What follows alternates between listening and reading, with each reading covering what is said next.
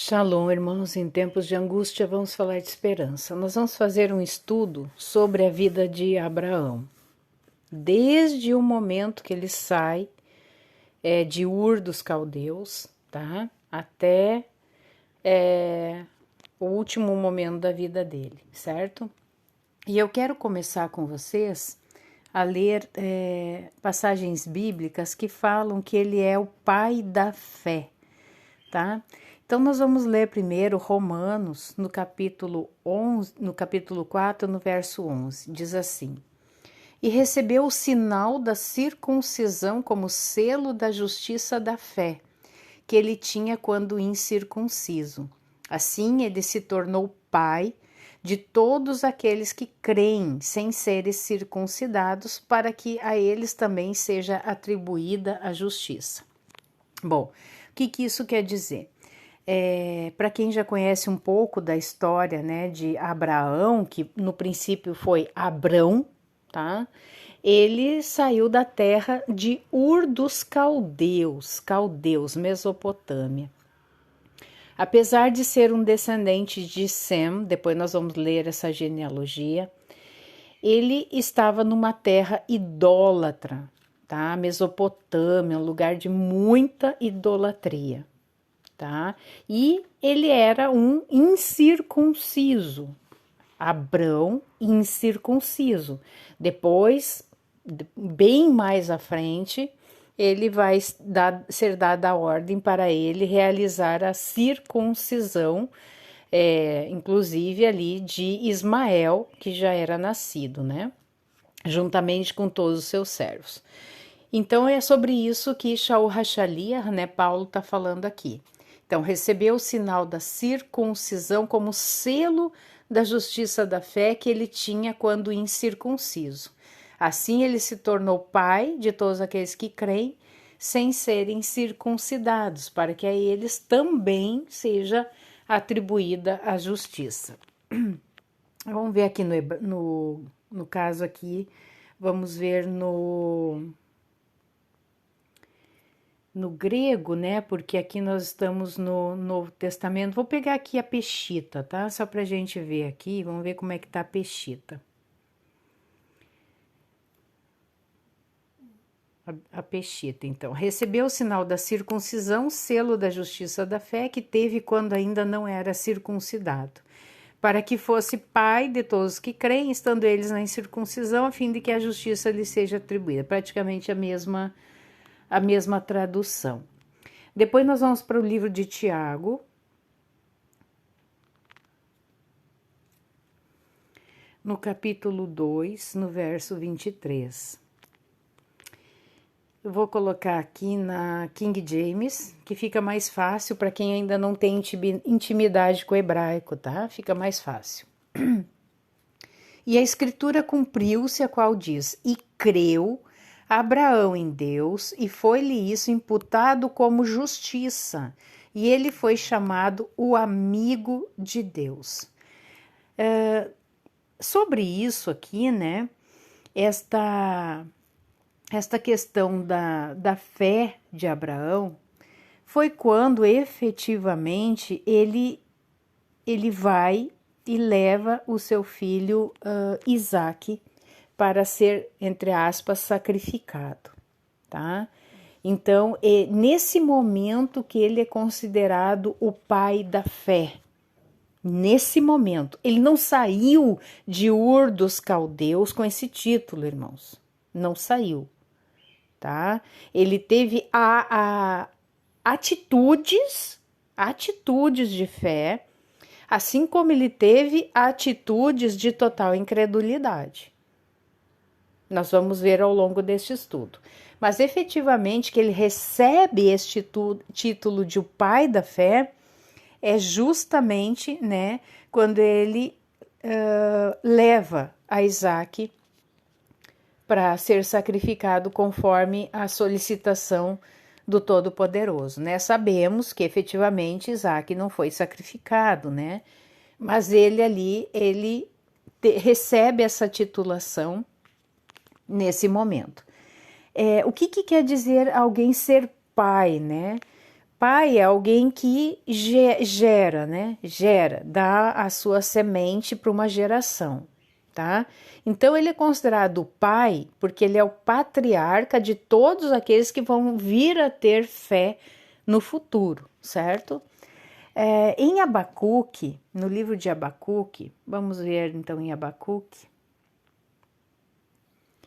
no capítulo 2, verso 4, diz assim: eis que a sua alma que é orgulhosa não é reta neles. Essa é a segunda parte que nos interessa. Mas o justo viverá pela sua fé. É bem conhecido esse versículo de Abacuque. E eu vou pegar aqui para vocês no hebraico agora, para vocês verem o que é fé no hebraico, tá? Então, eis o soberbo, sua alma, nefesh, né, não é reta nele, mas o justo, né, o tzadik, o justo, viverá pela sua fé, que é a palavra emuná, tá? Então, no hebraico, aquilo que a gente chama de fé, ele tem um significado de firmeza, fidelidade, estabilidade, tá? Então, a pessoa que tem fé é uma pessoa que é firme, ela é fiel, tá? Ela é uma pessoa estável naquilo que ela crê, tá? Então, difere um pouco, né, desse pensamento mais religioso sobre fé. Tá? Eu gosto muito da questão da fidelidade, emuná como fidelidade. Quem é fiel não trai, né, irmãos? Traição seria como um antagônico à fidelidade. Então, a pessoa que é considerado como fiel, né, como tendo emuná, é uma pessoa que ela não trai ao Todo-Poderoso, certo? Ela segue este caminho de obediência à palavra do Todo-Poderoso. Mais uma vez eu quero dizer que a trajetória de Abrão, veja bem que foi trocado depois o seu nome para Abraão. Então, Avram em hebraico, né, para Avraham, incluindo aí a letra Re, que ela traz o sopro divino, né? Traz uma mudança de vida, de caráter. Então, já nesse sentido que ele pode ser considerado aí o pai da fé, tá? Eu quero puxar estes versículos aqui que me traz o aplicativo. Vamos voltar aqui onde nós estávamos na King James. Então, aqui no livro de Abacuque 2:4. Quero ler com vocês aqui. Romanos 1,17, porque nele a justiça de Deus é revelada de fé em fé, como está escrito, o justo viverá pela fé, né? Viverá pela emuná, viverá pela fidelidade. Gálatas 3,11, que nenhum homem é justificado pela lei perante Deus, isso é evidente, porque o justo viverá pela fé, pela fidelidade. Então, nós não somos justificados pela Torá somente, né? Somente, né? Mas nós somos justificados pela fidelidade que nós temos à Torá, juntamente com a nossa fidelidade para com Yahushua, né? A nossa fé nele, sabendo que foi pelo seu sangue, né, que nós fomos efetivamente trazidos novamente à vida, né? Então, uma coisa junto com a outra. Em Hebreus 10, 37 e 38 diz: porque por mais um pouco de tempo aquele que há de vir virá e não tardará, mas o justo viverá pela fé, pela emuná.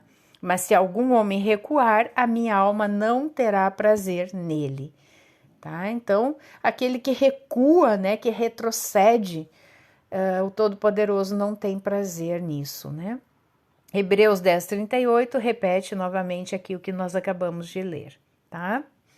Então, só para dar essa introdução, para que vocês entendam o porquê que ele recebeu o Avraham, né, já como Abraão, o título de pai da fé. Hebreus 11:6. Vamos ver aqui, Hebreus 11:6.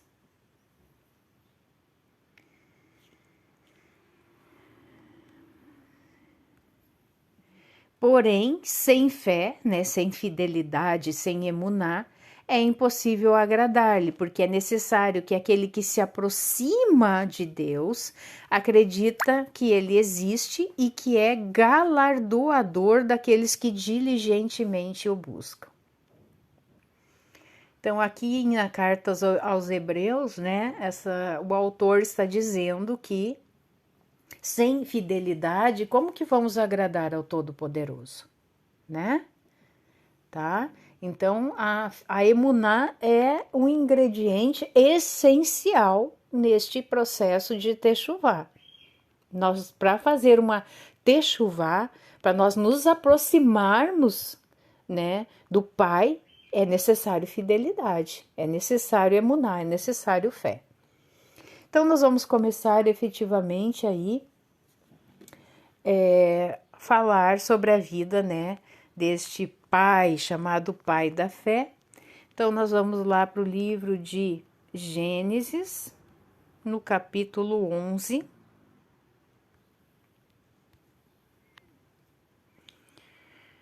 A partir do verso 25, tá? Nós vamos ver a genealogia aí.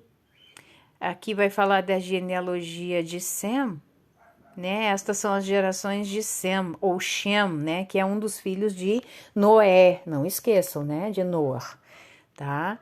Então, aqui nós vamos ler a partir aqui do verso 24. Naor viveu 29 anos, gerou Terá. E Naor viveu, depois que gerou Terá, 119 anos e gerou filhos e filhas. Terá viveu 70 anos, gerou Abrão, Naor e Harã. Então, Terá é o pai de Abrão, né? Ora, estas são as gerações de Terá. Terá gerou Abrão, Naor e Harã gerou Ló.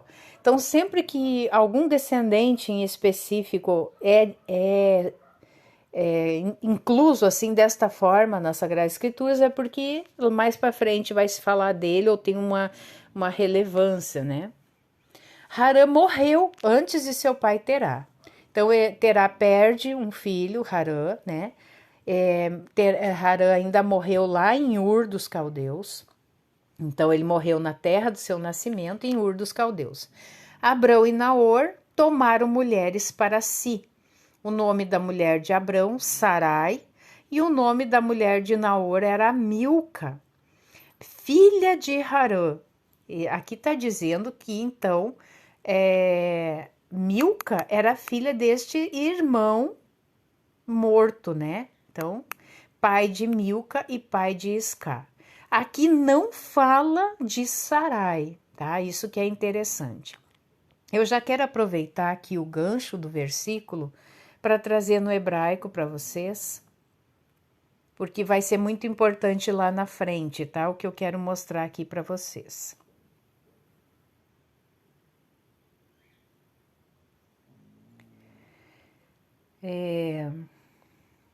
Aqui, Abrão e Naor, né? Que no hebraico é Abram ou Avram, né? Porque o bet, a letra bet, pode ser vet também, tá? Então, Abrão ou Avrão. E Nahor. Tomaram, gravem, tirem um print, façam o que vocês quiserem dessa palavra tomaram. Eu já coloquei no Telegram sobre isso. Lakash, tá? Lakash, eu já vou botar o significado aqui para vocês. É uma raiz primitiva, tá? Raiz, ela sempre vai ser constituída de 3 letras, minimamente 3 letras, tá? Então, Lakash é uma raiz primitiva que quer dizer tomar, pegar, buscar, segurar, apanhar, receber, adquirir, comprar, trazer, casar, tomar esposa, tá? Então, pega isso aí, pega essa informação e segura por enquanto, tá? Vamos voltar então aqui no King James 1611. Então, Lakash, guardem isso aí. A única informação que nos é dada sobre Sarai aqui é que ela era estéril e ela não tinha filhos. Terá tomou Abrão, seu filho, e Ló, filho de Harã, filho de seu filho, e a Sarai, sua nora, mulher de seu filho Abrão, e saiu com eles de Ur dos Caldeus para ir à terra de Canaã. O filho que não saiu, então, foi Nahor, né? Nahor não saiu com eles. Nahor ficou em Ur dos Caldeus.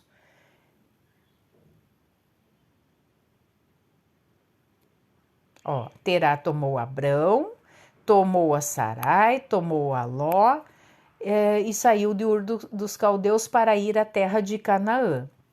E eles vieram até Harã e habitaram ali. Essa é a informação que nos traz a Bíblia. Eu estou aqui na Bíblia, nas Sagradas Escrituras.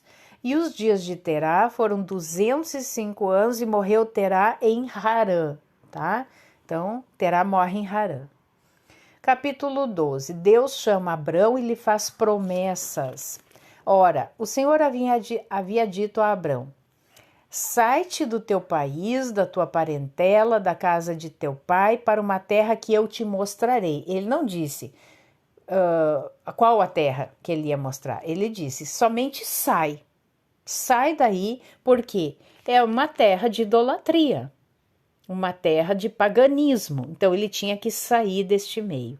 Sai da casa do teu pai, né? Sai-te do teu país, na verdade, aqui diz, né? Do teu país, de Ur dos Caldeus, da tua parentela, dos parentes, né? Da casa de teu pai, para uma terra que eu te mostrarei. E eu farei de ti uma grande nação. Eu te abençoarei, farei teu nome grande e tu serás uma bênção. Então essa é a promessa que é dito para ele, né? Farei de ti uma grande nação, eu te abençoarei, farei teu nome grande e tu serás uma bênção. Eu abençoarei os que te abençoarem, amaldiçoarei os que te amaldiçoarem, e em ti todas as famílias da terra serão abençoadas. Então, pega essa promessa aqui, que é a promessa que foi dada a Abrão. Assim, Abrão partiu como o Senhor lhe havia falado, e Ló foi com ele. Aqui já está o primeiro erro, tá? Era para ele sair da terra e da parentela. E ele pega e carrega o sobrinho Ló junto. Então aqui já está o primeiro desvio aqui de Abrão, porque depois lá mais tarde isso vai se tornar em pedra de tropeço na vida de Abrão. Aqui a informação que nós temos é que Abrão tinha 75 anos de idade quando ele partiu de Harã. Então, quando ele sai de Harã, ele tinha 75 anos. Sabemos que Sarai, né, tinha 10 anos de diferença com ele, porque depois é dito que ela gera com 90 anos e já como Abraão, ele tinha 100 anos, tá? Então, é 10 anos de diferença. Então, aqui, Sarai tinha 65 anos.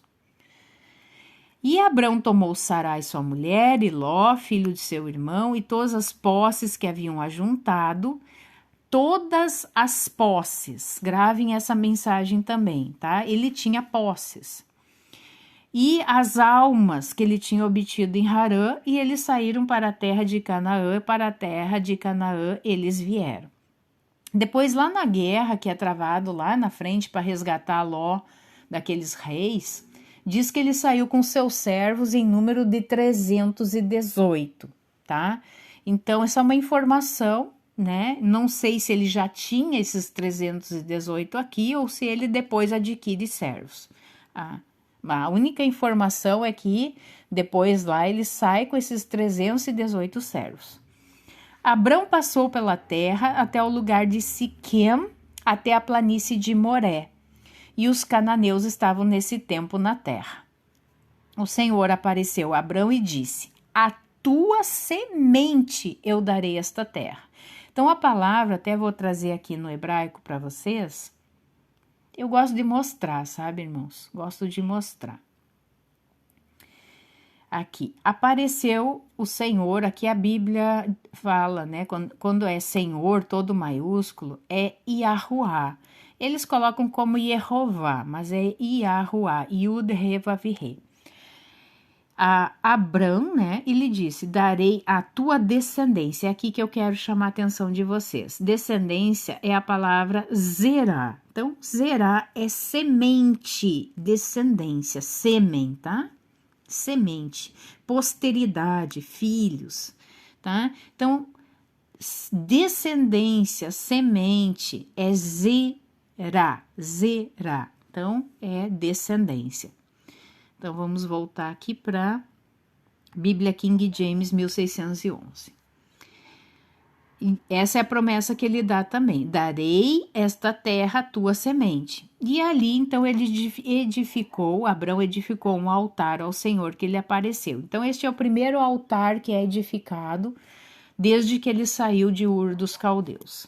E ele moveu-se dali para o monte ao leste de Betel, armou sua tenda, tendo Betel ao oeste e Ai ao leste, e ali ele edificou um altar ao Senhor e invocou o nome do Senhor.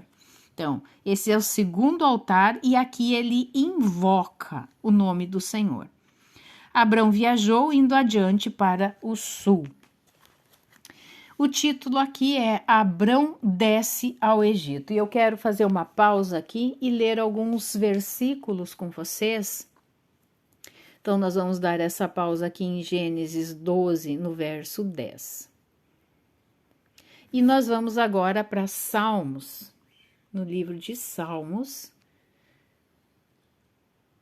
Salmos, no capítulo 78, no verso 51. Diz assim, feriu todos os primogênitos do Egito, o chefe da sua força nos tabernáculos de Cã, tá? Então, quem são este povo que habita o Egito? São os descendentes de Cã, tá? Guardem isso.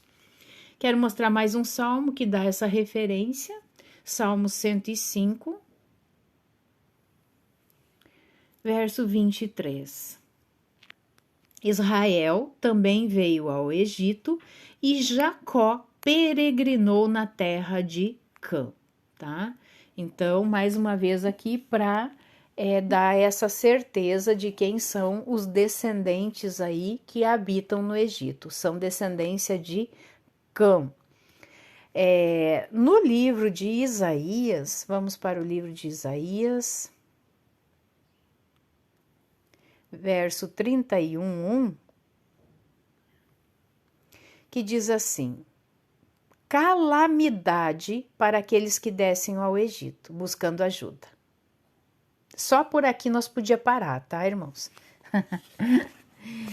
Calamidade para aqueles que descem ao Egito buscando ajuda, fiam-se em cavalos, confiam em carruagens, porque elas são muitas, em cavaleiros, porque eles são muito fortes, porém não olham em direção ao Santo de Israel e nem buscam o Senhor, tá? Então, dá um print aí neste Isaías 31:1, porque foi justamente o que aconteceu agora, neste momento que estamos estudando, né, a vida de Abrão, tá? Vamos voltar lá. Em Gênesis 12:10. Abrão desce ao Egito. Houve fome na terra, e Abrão desceu para o Egito para peregrinar ali, pois a fome era severa na terra. Tá? O Egito sempre tem aí, naquele tempo, hoje não mais, né? Era um lugar de prosperidade, era um lugar de recursos, tá? E ao longo da história a gente vai ver, né? Inclusive depois Isaac, né? Também quer descer ao Egito, né? Isaías ali disse, né? Maldição para aqueles que descem ao Egito. Calamidade. Calamidade e maldição, mesma coisa, tá? Essa era a ordem do Todo-Poderoso aqui para Abrão. Abrão, desce ao Egito neste tempo de fome, que lá eu vou te sustentar. Não, ele não recebeu essa ordem do Todo-Poderoso, do Altíssimo. Ele não recebeu, irmãos, não recebeu. Não recebeu. Ele foi pela sua vontade, pela sua carnalidade, porque a ordem dada pelo Altíssimo é: sai do teu país, da tua parentela, para a terra que eu vou te mostrar. E o Egito não era essa terra. Não era. Ele foi pela sua própria vontade e pela sua incredulidade. Opa! Não é o pai da fé? Não aqui nesse momento, irmãos. Ele ainda não tem o título de pai da fé. Ele é como eu e você aqui. Uma pessoa como eu e você, que quantas vezes, irmãos, nós descemos ao Egito. Ah, nunca desci ao Egito. Irmãos, metaforicamente, tá? Descemos ao Egito. Eu vou mostrar para vocês um episódio em que Deus manda ir ao Egito. Aí é diferente. Aí é diferente. Deus mandando ir ao Egito, aí é diferente. É uma ordem dele, tá? Vamos para Mateus, capítulo 2, 13. Diz assim: a fuga para o Egito, a matança dos inocentes. Tá? Aqui está contando, então, já a perseguição aqui de Herodes para aqueles recém-nascidos, e entre eles está o Salvador, Yahushua, Jesus Cristo, tá? Então, verso 13: tendo eles partido, eis que o anjo do Senhor apareceu em sonho a José, dizendo: levanta-te, toma o menino e sua mãe e foge para o Egito. Permanece lá até que eu te informe, pois Herodes há de procurar o menino para matá-lo. Vocês estão vendo a diferença de situações? Estão vendo a diferença das situações, irmãos? Aqui é dada uma ordem pelo anjo do Senhor. Vai, toma o menino, toma a Maria, né? E vai para o Egito, foge para o Egito, para salvar aqui da perseguição de Herodes. Bem diferente. Vamos voltar lá então para Gênesis.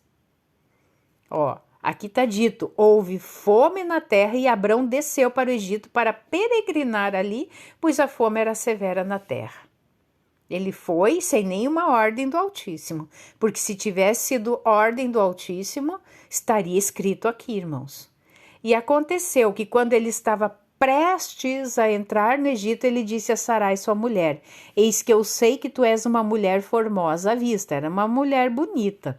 Naquele tempo, 65 anos, que era a idade em torno disso, eu não sei se eles ficaram mais tempo ali em Siquém, né?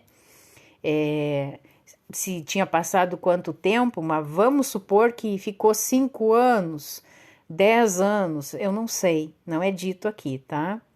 Diz que eles saíram, que Abraão tinha 75 anos quando saiu de Harã, né? Então aqui, naquela época, hoje em dia, você vai ver uma mulher de 65, 70 anos, uma idosa, né? Naquela época, as mulheres eram mais viçosas, tinham uma juventude prolongada. Por quê? Porque tinha uma alimentação melhor, o ar que respirava era melhor, a terra que produzia os alimentos era uma terra fértil, de muitos nutrientes, enfim, era diferente, tá, irmãos? E, realmente, no Egito, eles eram, já falei para você, descendência de Cã, tá? Cã tem essa questão muito forte da imoralidade sexual. Quem assistiu a série que estamos falando sobre heranças geracionais vai fazer essa conexão, tá? De Cã, vocês lembram que ele viu a nudez do seu pai e o que isso representa? Então, Descendentes de Cã têm isso muito forte na sua epigenética, que é a questão de distúrbios de natureza sexual, tá? Imoralidades sexuais. E isso era uma verdade no Egito, de tomarem as mulheres que chegavam na cidade, muito bonitas, muito formosas, para o faraó, para o seu harém, tá? Então, isso é uma realidade, irmãos. A única coisa que, vamos dizer, um código de ética, entre aspas aí, que existia no Egito era com relação ao adultério. Eles tomavam mulheres desde que não fossem casadas. Tá? O que eles podiam fazer como bons descendentes de Cã era matar o marido. Aí ela ficava viúva, o faraó podia tomar essa mulher. Não era esse justamente o medo que Abrão coloca aqui? Tá? Aqui vai dizer assim: por isso acontecerá que, verso 12, quando os egípcios te virem, eles dirão: esta é a mulher dele, me matarão, mas te manterão viva. Tá entendendo como que funcionava? Se eles pegassem a mulher que era casada e mantivessem este marido vivo, aí seria adultério. Para eles não importava fazer um homicídio. Interessante isso, né? Por quê? Porque é descendência de Cã, gente. É uma descendência maligna, tá? Mas eu não sei por que este código de ética aí do adultério, não sei explicar para vocês. Mas eu sei que quem era pego em adultério no Egito sofria mutilações, eram atirados no Nilo para os crocodilos comer, era arrancado o nariz, era arrancado mãos, enfim, vai buscar a fonte lá que você vai ver. Eu não posso entrar em tantos detalhes aqui com vocês, tá? Mas essa é a descrição efetiva do que acontecia no Egito. Toda cidade, para você entrar, passava por um portal, por um exército, por né, servos ali, e se fazia essa inspeção, vamos chamar de inspeção, tá? Então, aqui ele já orienta a Sarai, né? Aqui no verso 13, dize, suplico-te que tu és minha irmã. Então, ele preferia dar a sua esposa para a mulher do faraó do que morrer, né? Então, veja bem, podemos chamar de pai da fé aqui? Não, né? Obviamente que não, tá? Então, suplico-te que tu dize que tu és minha irmã para que eu possa ficar bem por tua causa. Olha o egoísmo aqui de Abrão. Eu posso ficar bem, não importa se tu vai ficar mal lá, tendo que dormir com o faraó.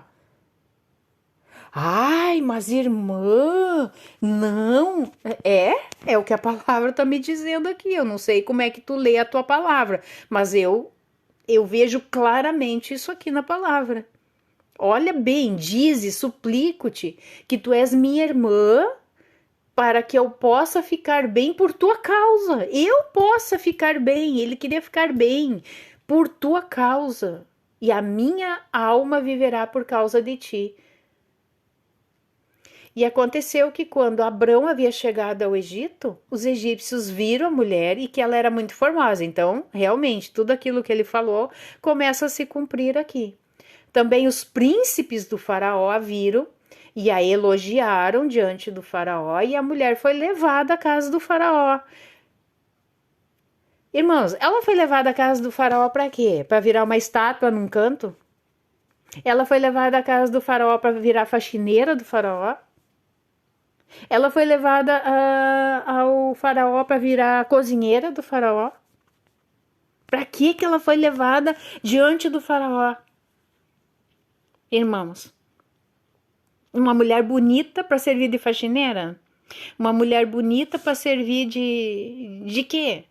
De estátua? Não, irmãos, para virar mulher do faraó.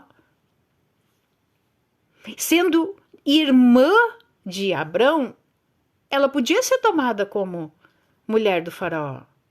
Não tinha empecilho, era irmã. podia se tornar mulher do faraó, né? Segundo aqui a ordem que Abrão dá a ela. Diz que tu é minha irmã, para que eu fique bem. Não importa se tu vai ficar mal. E realmente, ó, ele tratou bem a Abrão por causa dela. Então, Abrão começa a receber recompensas por Sarai estar lá, né, a serviço do faraó. E o Senhor atormentou o faraó e a sua casa com grandes pragas por causa de Sarai, mulher de Abrão. Tem gente que pensa que ele chegou no portão do Egito lá, acontece tudo isso, Sarai é levada à presença do faraó e à tardinha acontece tudo. Não, gente, passou tempo, irmãos. Aqui está dizendo que ele tratou bem a Abrão por causa dela, passou o tempo. Ou vocês acham que a fome acabou num dia lá? Não, né? Passou tempo. E Faraó chamou Abrão e disse, antes de chegar aqui, eu quero falar para vocês o que está no livro de Provérbios 26:2. Provérbios 26:2.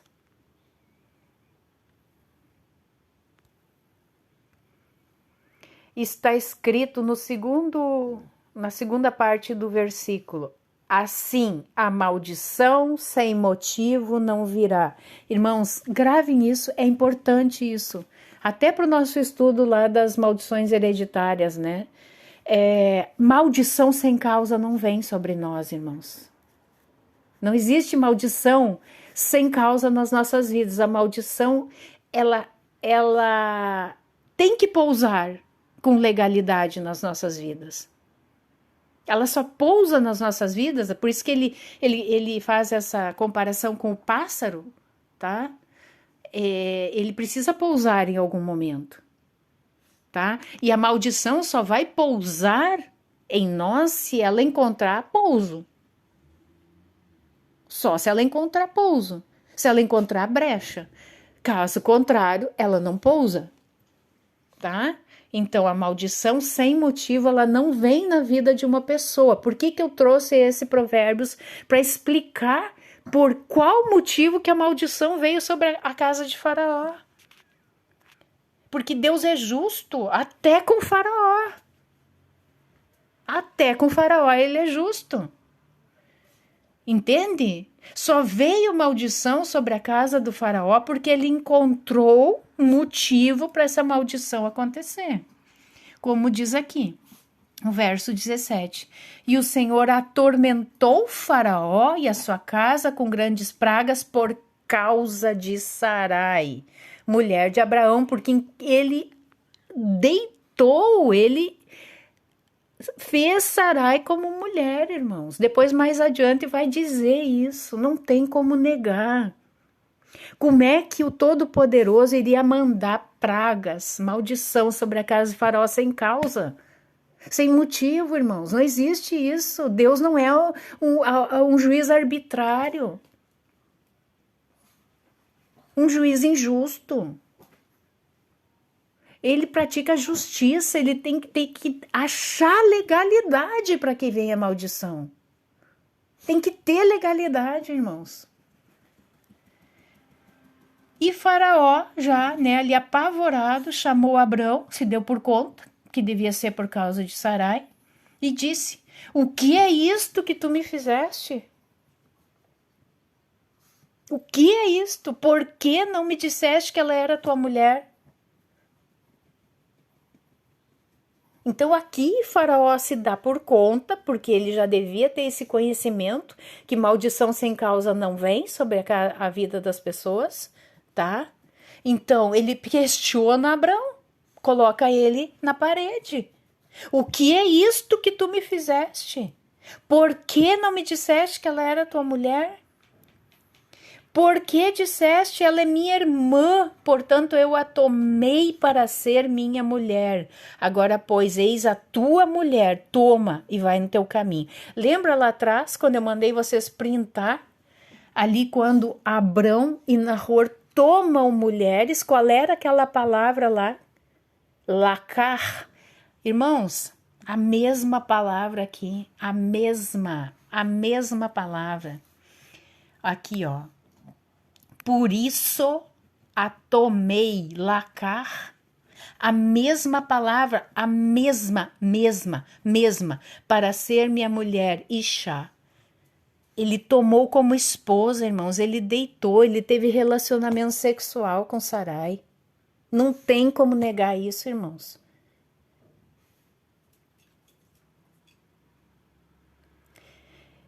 Uma coisa que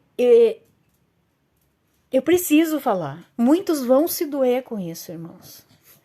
Mas quem idolatra Abraão, nesse momento aqui, quem pensa que não aconteceu nada, capaz, o pai Abraão não, pai Abraão.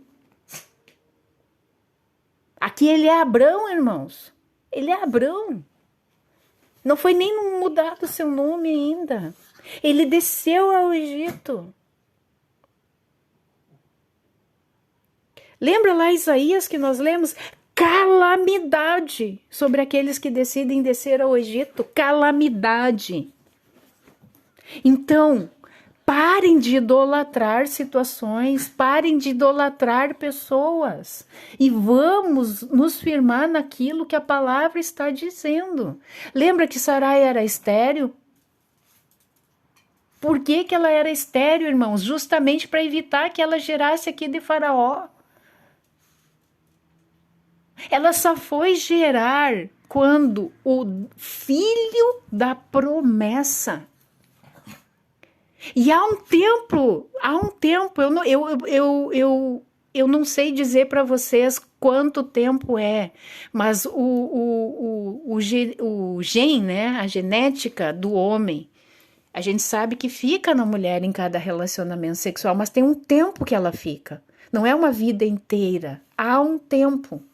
Tá? Em torno de 5, 7, o máximo 10 anos. E nós sabemos que aqui Sarai tinha aproximadamente, no máximo, eu creio que 75 anos. E ela gerou a Isaac com 90 anos, irmãos.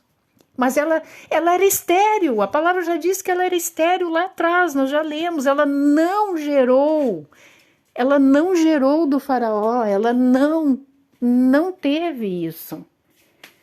E quando ela gerou de Isaac, ela já estava limpa. Ela já estava limpa. Nós temos que compreender essas questões, irmãos.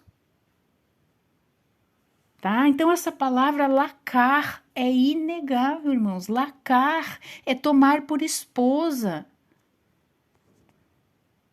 Vamos voltar aqui para King James. Né? Ó, é claríssimo aqui esse versículo. Porque disseste, ela é minha irmã. Portanto, eu a tomei para ser minha mulher. Eu a tomei para ser minha mulher. Agora, pois, eis a tua mulher, toma e vai no teu caminho. E Faraó ordenou aos seus homens com respeito a ele, e eles o mandaram embora, e a sua mulher, e a tudo que ele tinha. Mandou embora.